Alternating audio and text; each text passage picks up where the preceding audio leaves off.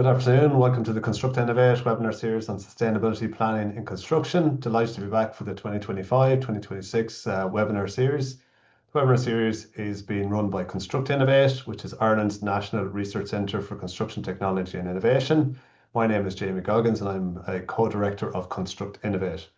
We're delighted that this webinar is sponsored by ARUP, which allows us to have the webinar free for people to attend. It's also supported by the Association of Consultant Engineers in Ireland, Engineers Ireland, the Royal Institute of Architects of Ireland, and the Society of Chartered Surveyors of Ireland as well. So it's a 7-part series. This week we're going to concentrate on how do we move towards net zero carbon buildings.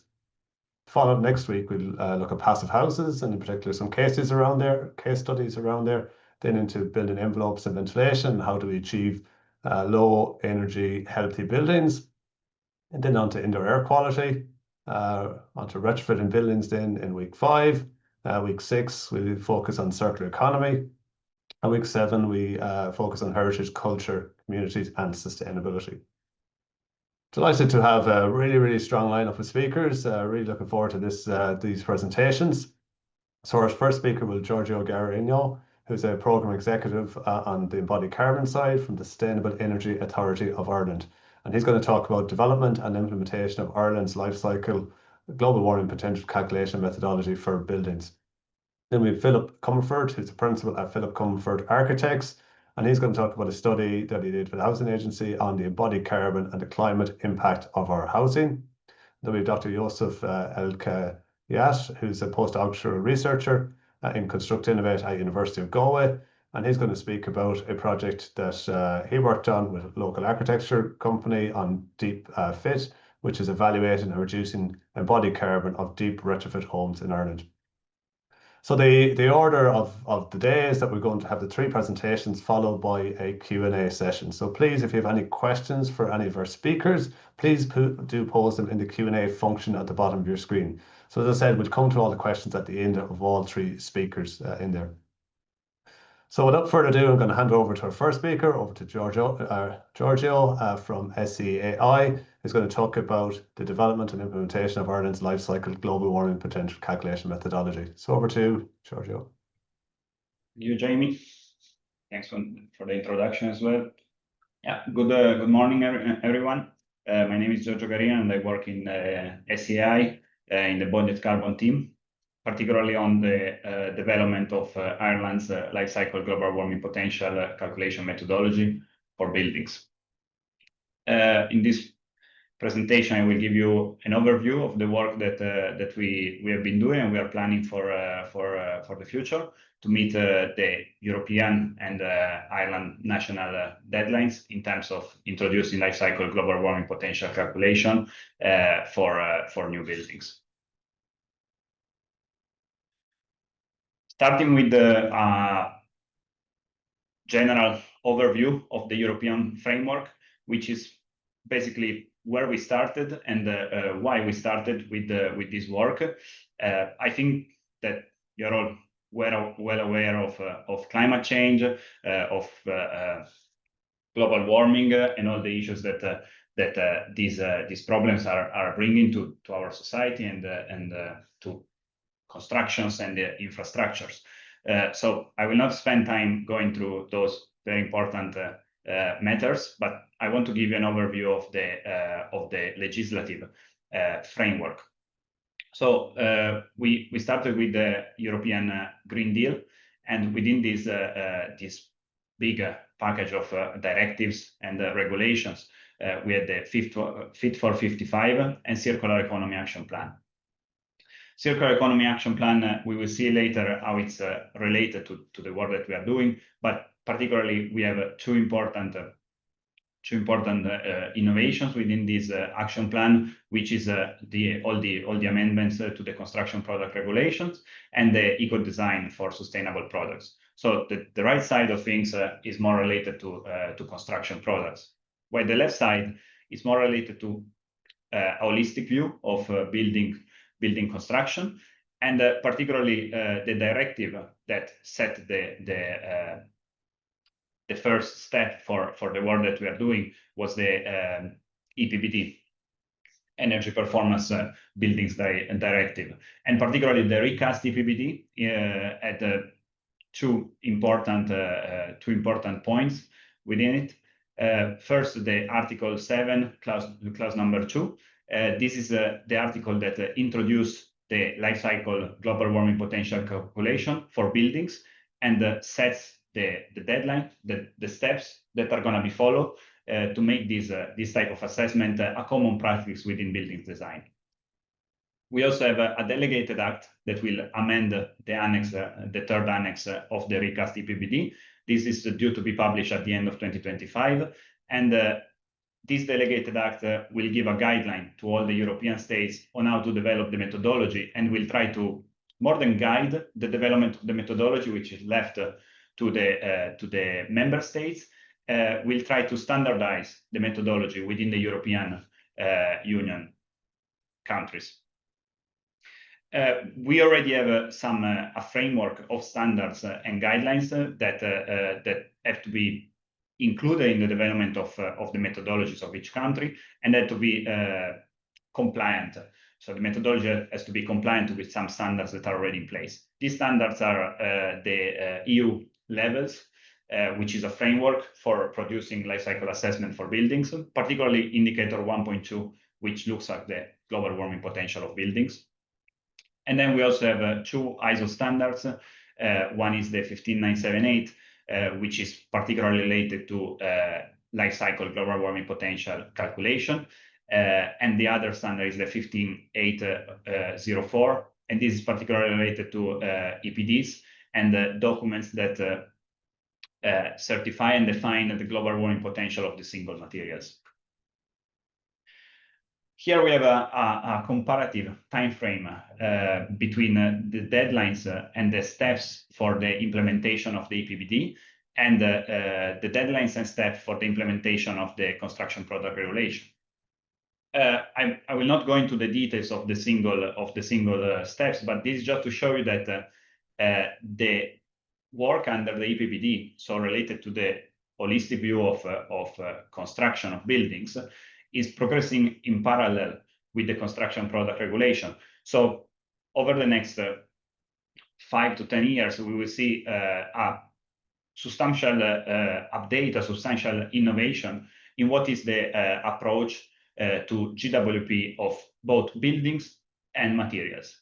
So what you see on the blue line at the bottom for the construction product regulation is going to support the development and the calculation of global warming potential for buildings. So it's important that these two streams of work run in parallel because they support each other and they complement each other. Now, this is a focus on the time frame of the EPBD only, particularly related to the implementation of those articles that we have seen before related to life cycle global warming potential of buildings. So we can see that at the top in blue, we have the European deadlines and the European implementation steps. And at the bottom in green, we have the island-specific deadlines and the work that SEAI is doing to support the government to implement this directive.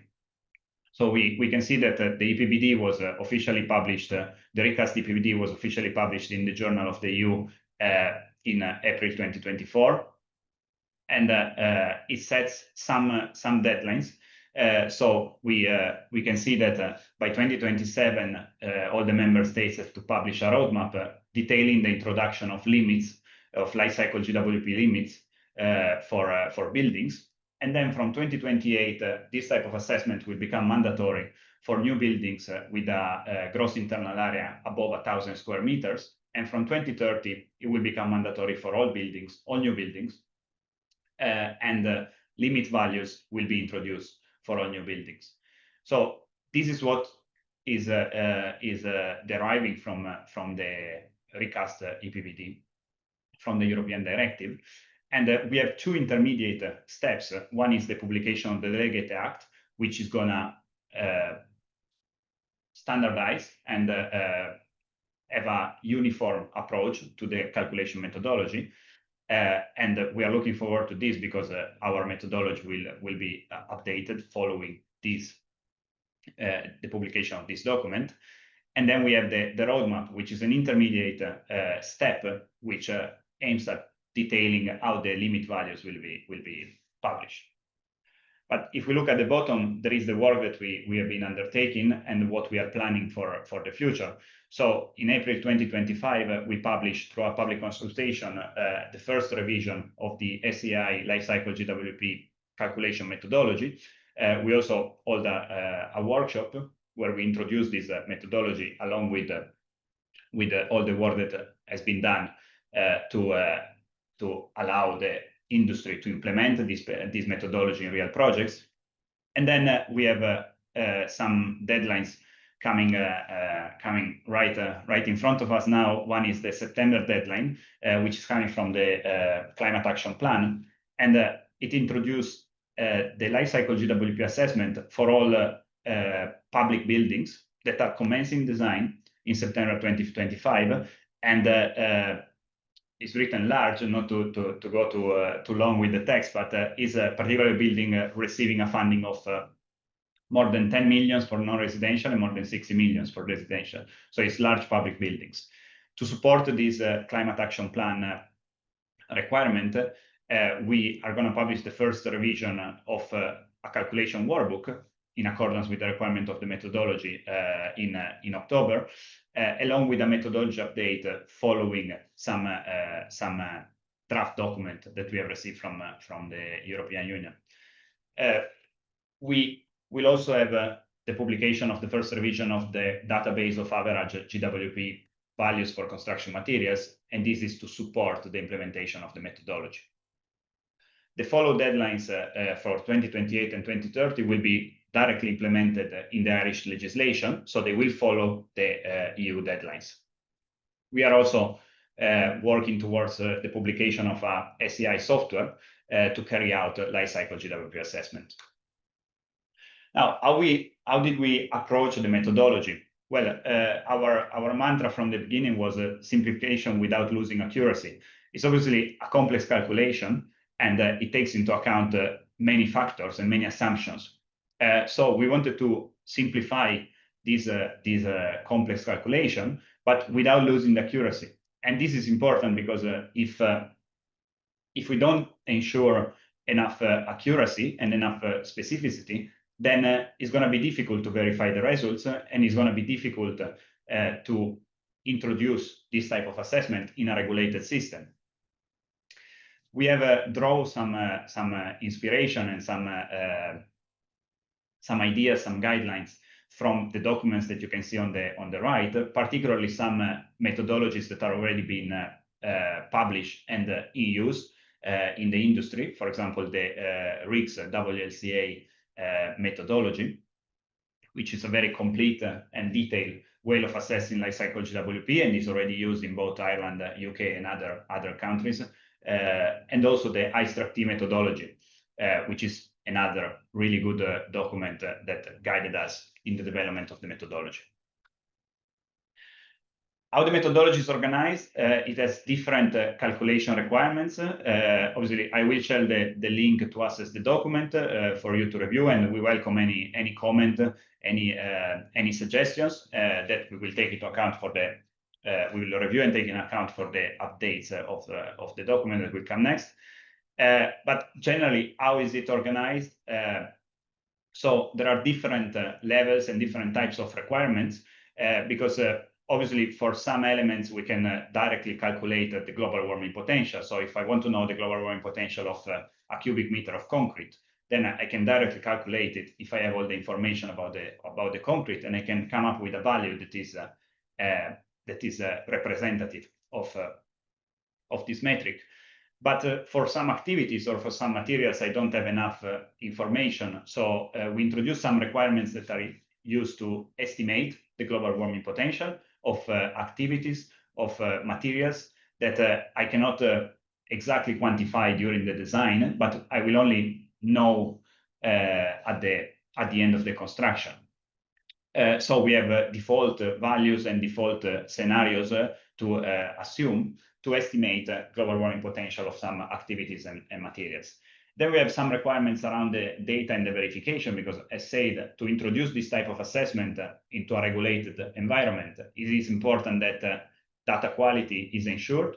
The calculation is verified potentially by a third party to ensure transparency and good accountability in the process. And it's also important to have contingency to account for the unknowns that can come up during the construction process, because as we all know, construction is not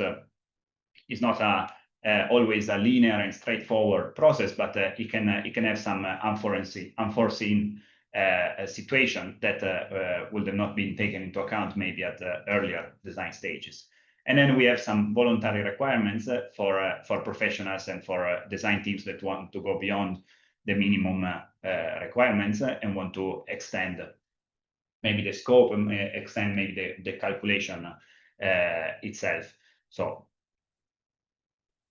but basically, how you are going to approach the calculation? Well, the calculation is relatively simple in terms of mathematics behind the methodology. So it's always a multiplication of global warming potential of materials, products, or activities by the quantity that represent the extent to which these materials or activities are being consumed or carried out to build the building. These done for all the materials, all the quantities, all the products, all the activities during the construction is going to give us the building life cycle global warming potential. So on mathematical terms is rather simple. What we are trying to do is to approach this and simplify this to allow assessors for exactly quantify the GWP for all the materials where the quantities are known, and have an easy way to assume some default scenarios that are representative of Irish specific conditions and common construction practices to quantify the GWP arising from materials, products, and activities that are more difficult to quantify. So we don't want to put a big burden over professionals, but we rather want to take this double approach where professionals can accurately get results without going crazy with trying to find information or trying to look for the right assumption. When the assessment is going to be done, well, the aim of the EPBD recast is that this type of assessment will encourage better design and better choice of materials. So it's not seen as a single tick-the-box exercise that is going to be done once during the project, but rather a type of calculation that follows the project development and improve the project and inform project decisions at every stage, from the strategic design to the post-construction stage. So what we see in blue are the most important stages where the assessment must be carried out. And these are the stages where we reckon there are enough information available to get meaningful results that can really inform and really drive the development of the project. But at all the green stages, it's still important to work with the estimations of the global warming potential of the building. And it's important to work with the rule of thumbs or maybe default values for building systems to get an idea of where the global warming potential of the building is going, where are the hotspots, and what can be done to reduce it without waiting for the end of the construction. I think that Ireland has a very big opportunity because we can see in multiple reports and we can see in the news that the construction sector in Ireland is continuing on an upward trend, and new project starts are keep raising, particularly in the residential developments, but also in the non-residential.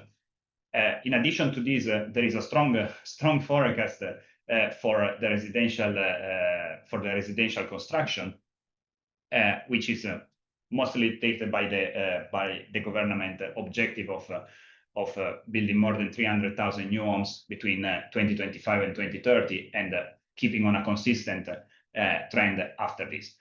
Why this is an opportunity? Because it's an opportunity because the construction sector in Ireland can really drive the change and lead in the development of the implementation of new construction practice at European level, because we are seeing that we have the tools available to drive this change, and we also have the projects, which is very important, because imagine that the construction sector in Ireland was stagnant, and there was no opportunities in terms of projects and new project starts and new buildings. Then we wouldn't have the opportunity to implement the change and to try and to improve.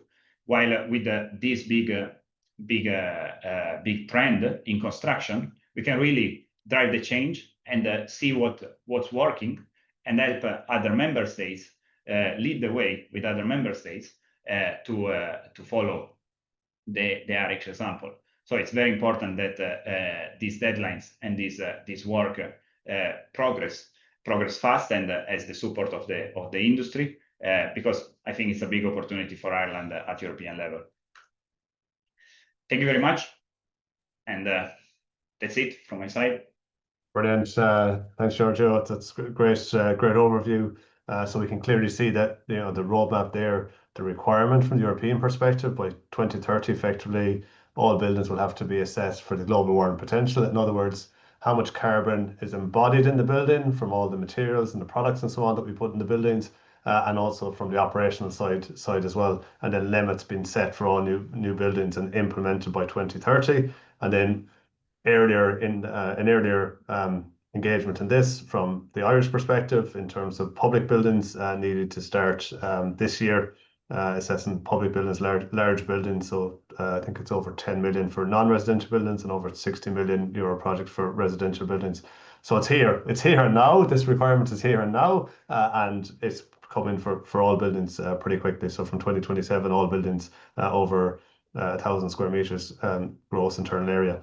So why? So you know, Giorgio talked about why, but like it's effectively the national development plan, and if we keep building the way we did in the past, we blow our carbon budgets for the country. So we kind of can't keep building the same way as we built in the past. So we have to do it differently. We have to look at lower embodied carbon materials and products. But we can get into this in a bit more detail in the Q&A session. So if you have any questions for Giorgio, please do put them into the Q&A function at the bottom of your screen there, and we'll deal with all the questions at the end of the 3 presentations.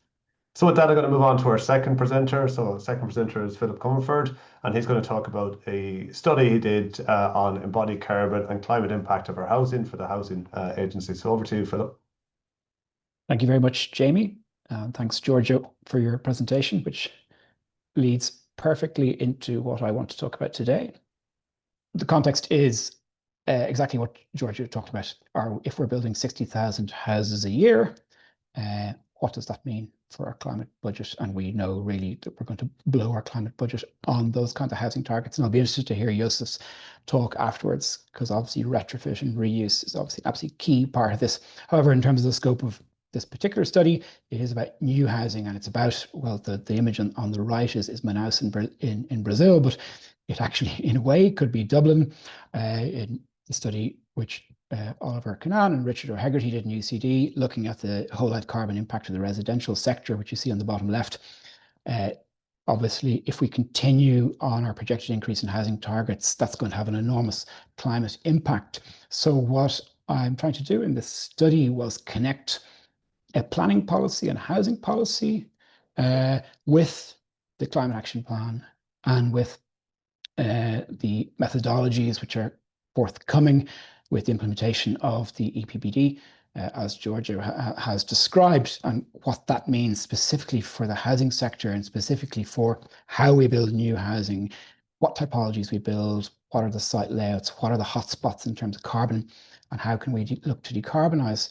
So embodied carbon, obviously everyone, I presume this call is familiar with that, although I find even myself, I tend to sort of focus, as this study focuses on A1 to A5, which is upfront construction carbon, but of course embodied carbon includes maintenance, refurbishment, end of life, all these other stages as well, which sometimes involve a sort of guessing about the future, so it can be quite difficult to estimate. And what we're finding is, again, on the top right is Oliver and Richard's study from UCD about the whole life carbon in the residential sector. If we're here now, we're 2022, and that was published.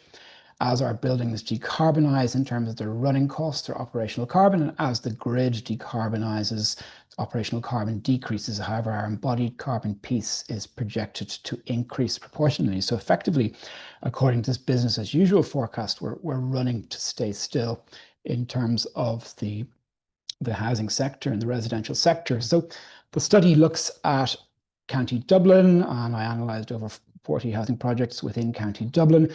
And the reason for selecting County Dublin was really to look at the growth of the city, but also be able to consider, you know, in County Dublin, you've still got people building farmhouses in Fingal, you've got hyperdense built-to-rent developments, you've got suburban housing estates, and pretty much everything in between. And I sort of like to compare Dublin with other cities. For example, the Dublin City Council area you can see there on the top left is actually the same area as Paris, but Paris is 4 times as dense as Dublin in terms of population per square kilometre, and Paris has, incidentally, I think it's an 8-story cap on building height, so maybe height isn't necessarily the knee-jerk solution to increase density. So what I'm talking about today is really this question about density and embodied carbon, just how the CAO measure housing in the last sentence connected to SEAI data is, you can see that single houses, detached houses, are of an average size of 224 square meters, and they're actually 3 times the size of the average apartment. So this issue of actually the size of housing is something I've also been trying to look at, because we obviously tend to use, for good reasons, averaged per square meter metrics within the LCA carbon accounting world. So these are the 3 types of houses I started up with: detached houses, scheme houses, true estate houses, and apartment buildings, which are increasing. So I basically did a kind of survey of those types. The detached houses it can be anything from rural farmhouses to developments, luxury developments of single detached houses, although most of those will be earlier planning permissions. Scheme houses, estate houses, which are very, very common. Really, it's still the dominant form of housing development within Ireland. Apartment developments are becoming more and more complex, although the apartment scene is very, very fractured between, obviously, social housing, which is in certain standards, built to rent, which was on other standards, and now we've new housing standards came in this year as well. And I've added a 4th category, although less common, which is low rise, medium density. And these would be your duplexes and townhouses. And the Americans have this term I quite like, the missing middle, which is the middle between houses and apartments. And I feel that that's a sector with great potential in Ireland to sort of meet density targets and potentially meet carbon targets as well. So the methodology went through those planning permissions and construction documents to find the most typical forms of these different typologies in terms of both the building forms and their layouts. And it chose certain ones to focus on for analysis, which were the detached houses, the suburban semi-detached block, and the medium density low rise. So what these are abstractions of those typological, what we'd call typomorphological studies, and 4 of these were then included for carbon analysis. Obviously, there are other types I didn't include, like the hyperdense built-to-rent housing or some more urban apartment types. I included instead what I'm calling a suburban apartment type, which is a free building on 4 sides with surface car parking. And in terms of the consumption of land, there's really a massive difference in density between the kind of detached housing and, say, the dense inner city apartments. So this issue of land consumption is enormous. And also, if we talk about the carbon for the entire building, I think we should also talk about how many people are living in it if we're talking about housing. So I've been looking at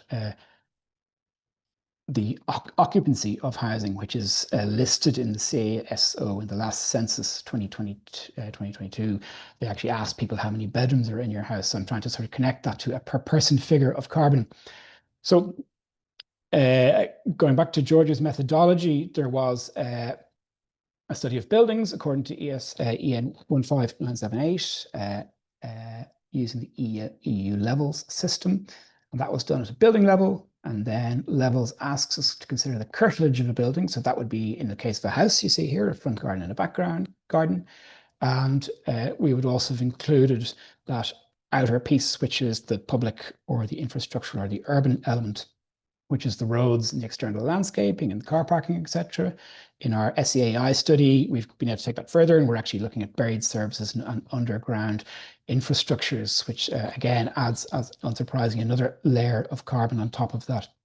Again, so the summary of our results are sort of, again, anyone who's interested can download the report for more detail, but it's relatively easy to summarize, to characterize in that embodied carbon increases with density because the lower rise dwellings, such as the semi-detached houses, tend to be timber frame. The timber frame is performing very well. As we move up to apartment buildings and even the duplex dwellings, a certain amount of concrete is required for structural, but also fire separations reasons, and that's appearing in the results.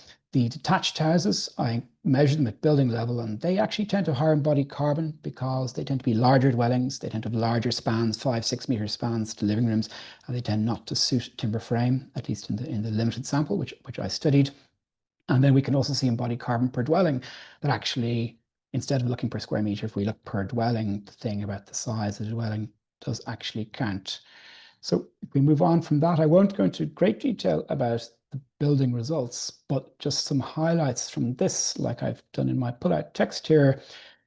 We're doing very well on timber frame housing, I think we could say, and that's without even counting biogenic, sequestered and stored carbon. However, there are certain probably easy wins in terms of decarbonisation, for example, cladding timber frame houses in brick and concrete block, and those appear in the results as quite high figures, or even simple things like houses which are clad in concrete roof tiles. They appear as high figures. Insulation is another point where we could easily look at decarbonising and look at maybe bio-based materials for insulation. When we look down to the higher density types, like the duplex and the apartment, concrete substructure starts to dominate blockwork in situ. Brick cladding appears as a little bit of a carbon villain throughout. And obviously there are now discussions about low carbon bricks, which are available in the market. In the UK, they're looking at using stone bricks, which is already a material that stores carbon. So there are other solutions for that. When we look at the external areas, and here I've looked at the semi-detached houses, the low-rise medium density, and the apartments. I've dropped out the detached houses because they're simply too variable. Detached house can be anything from an urban mews house to a kind of a rural dwelling on a few acres. So I haven't included them in the external results.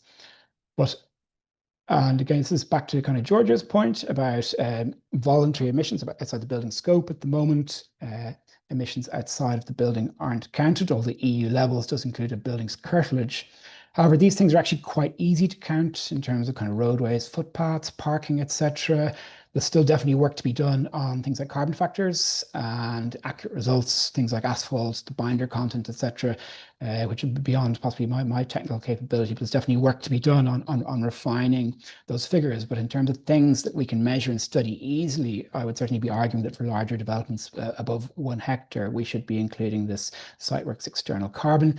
And we find that actually suburban types of developments, low rise, are very high per square meter. That's per square meter of dwelling, that is embodied carbon associated with the external works. And that's because of the amount of road space, the amount of parking, and all those appear as relatively high figures per square meters. It's worth noting, again, talking about what's outside the building scope, which is one of the kind of many things, the major things I'm trying to sort of question in this study.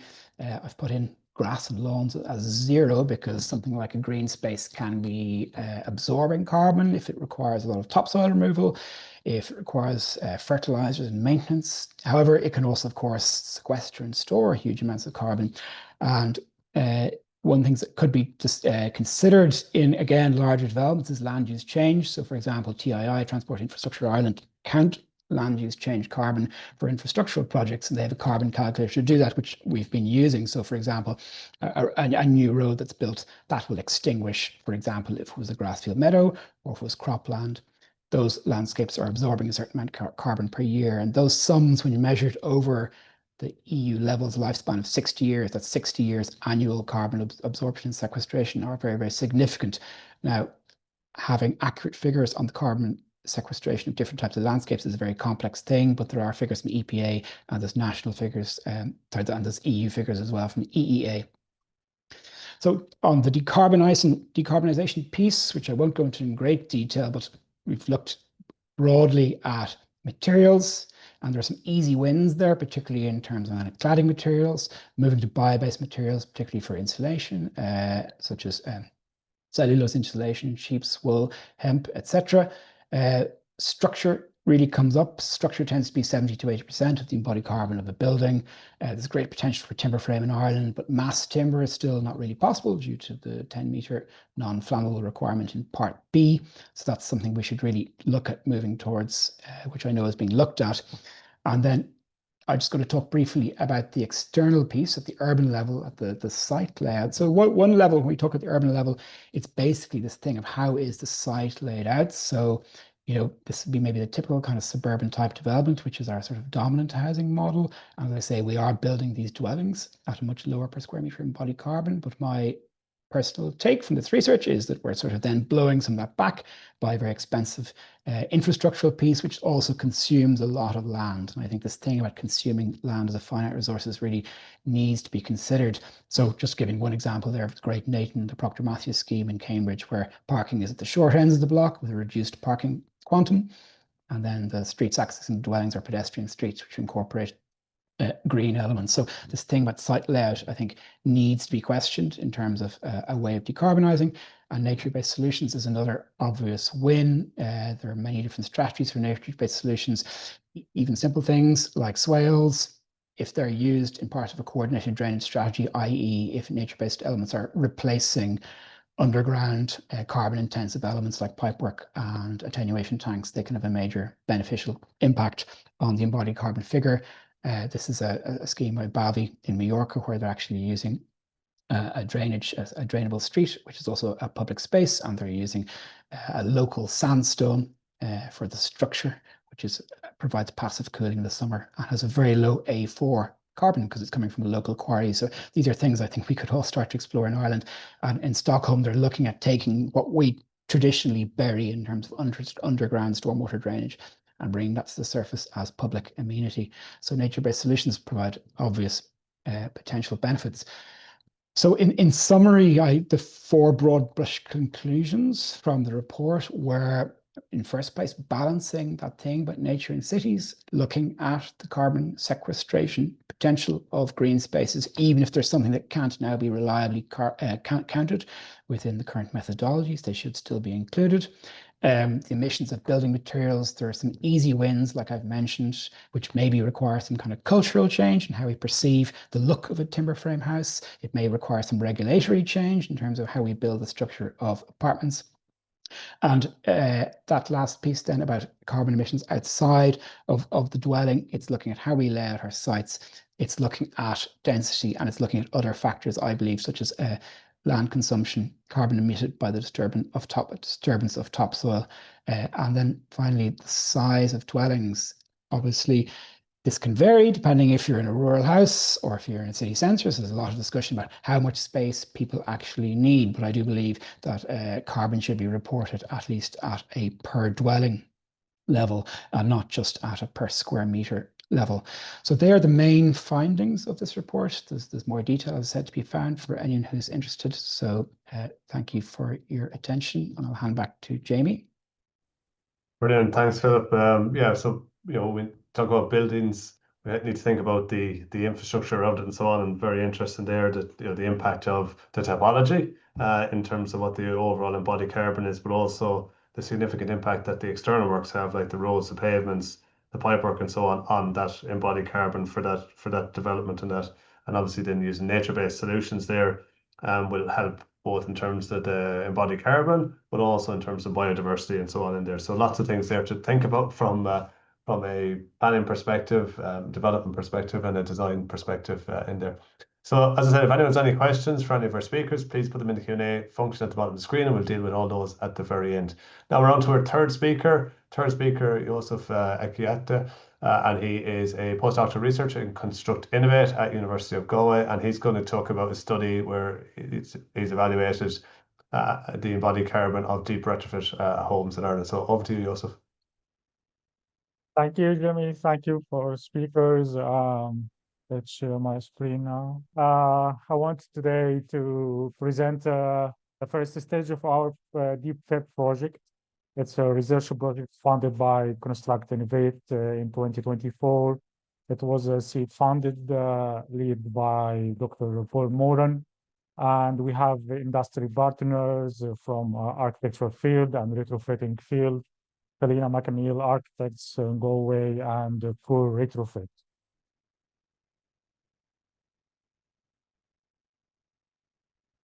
About DEEP-Phit, it's the project aimed to evaluate the operational and embodied carbon emissions for homes retrofitted according to the passive house retrofit standard to determine if they are on the net zero carbon building pathway. As you know, the net zero carbon pathway starting from reducing the embodied carbon at the first stage.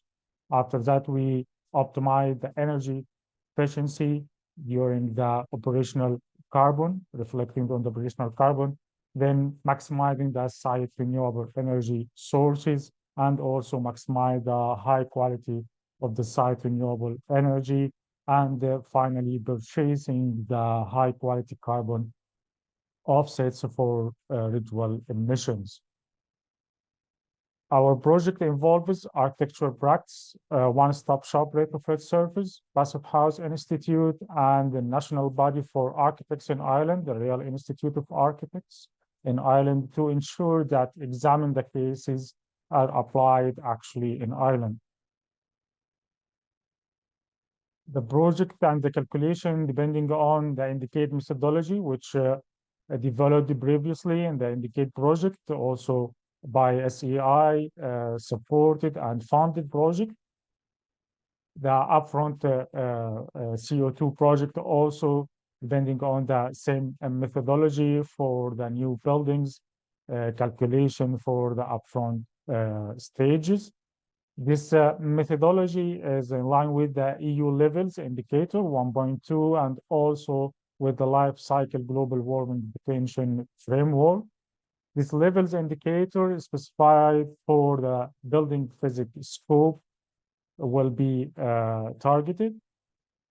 Also, levels assure that the methodology will align with the EU Green Deal taxonomy and EBBD and CSRD.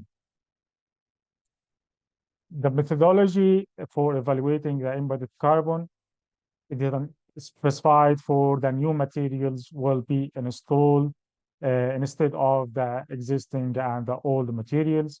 We cover the emissions related to the extraction of materials, transporting it to the manufacturing site, the carbon for during the manufacturing stage, then the assumed the emissions according to the EBD Ireland data for the emissions related to the transportation from the site, if in Ireland or imported materials from abroad. And finally, the waste rates during the construction stage according to the levels manuals. As Giorgio mentioned in the SEAI framework, the calculation is simple. We need the materials bill of quantities, the MAP bill of quantity, the transport for each material will be used, and the waste for the each material during the construction stage. And the total of these calculations will get the retrofit carbon emissions. As the new buildings, also in the retrofit projects, we have wide scope of the building physical, starting sometimes from foundations. Some buildings need to make some treatment for the foundations or maybe new foundations for the extensions. Also, the structure and the frame using a new structure or maybe new frames from steel and other materials to support the existing structure. Also, the non-load-bearing elements from the ground floor, the stairs, and other elements, especially also for facades, external walls, finishing, cladding. The roof structures also need some retrofit. Our case studies in DEEP-Phit, we started with 10 case studies. All of them are houses. Some of them are detached and the others are semi-detached houses. Some of them is 1 story or second or 2 or 3 stories. The structure as normal, it's concrete blocks for walls and timber structure for roofs. The areas, it's starting from 138 meters square up to 499. The retrofit project started from 2015 and still some projects is under retrofit until now. The areas of these buildings is not fixed because the clients need to make extensions for these buildings for the new needs.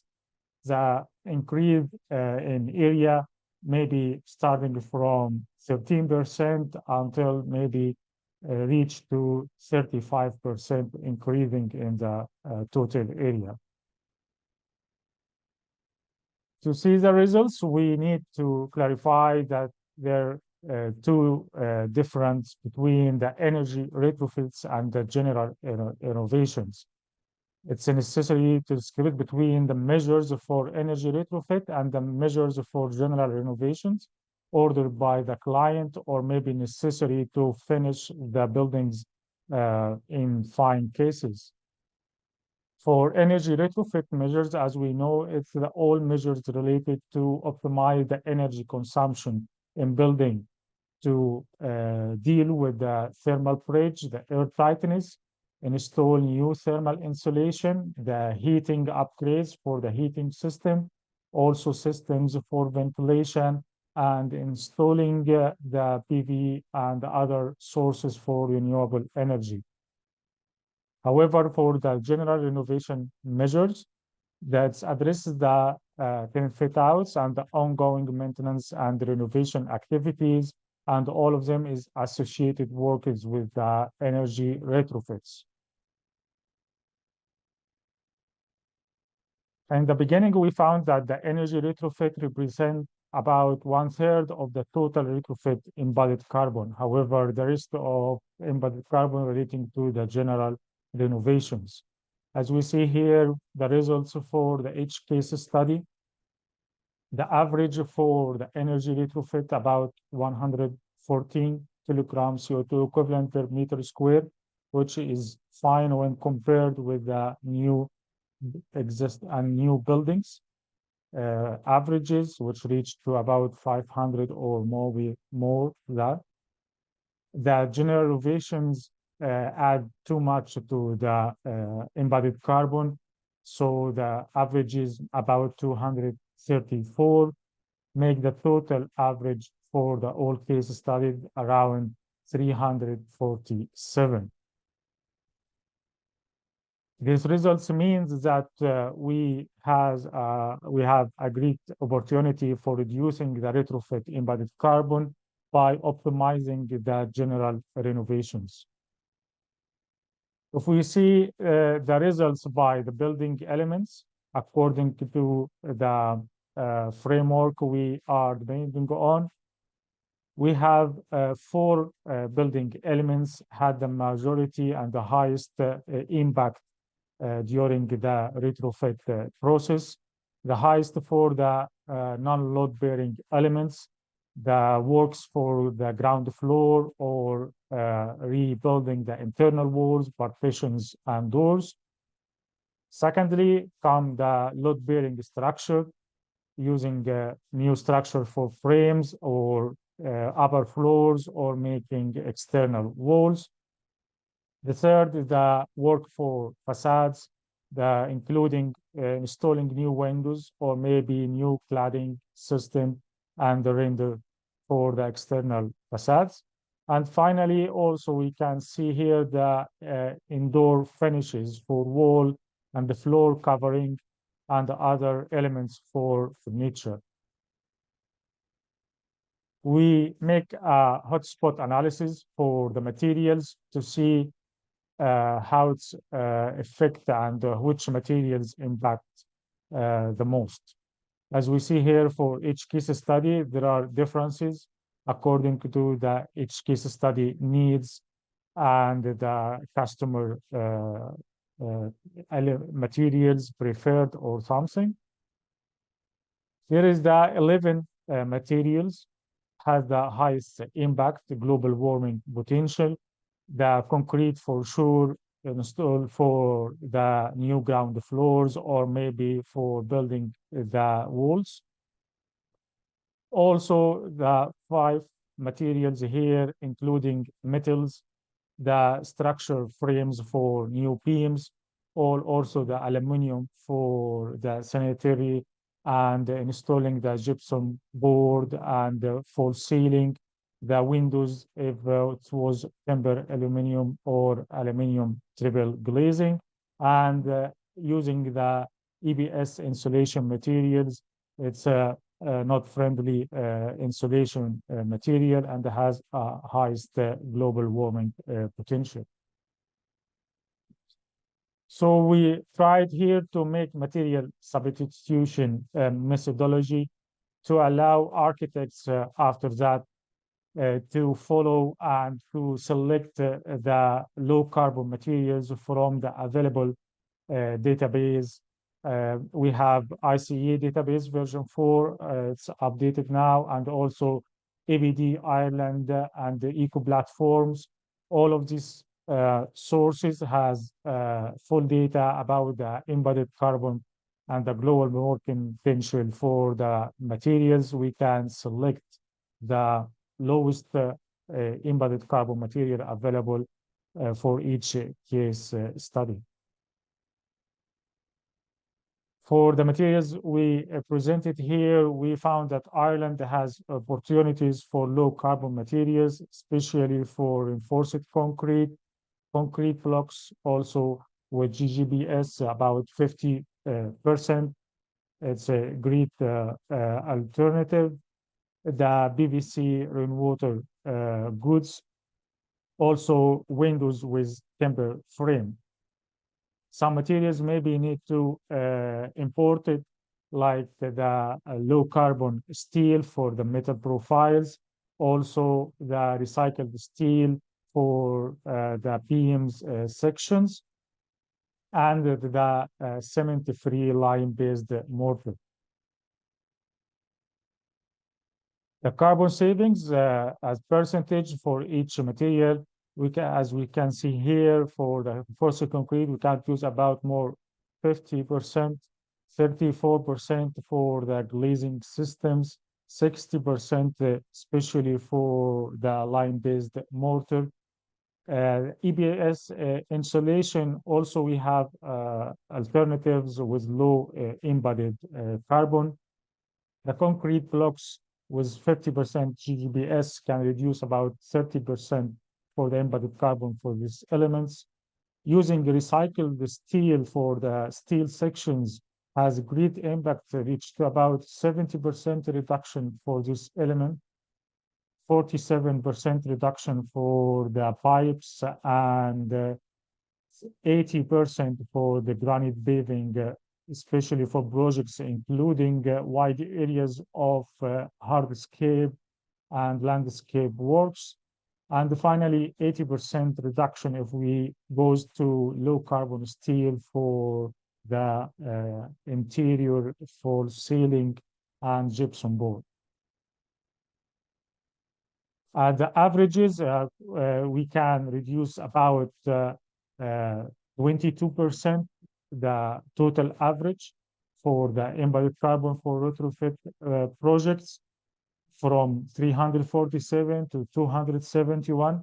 It's a great opportunity, just selecting the low carbon materials before taking the retrofit decisions.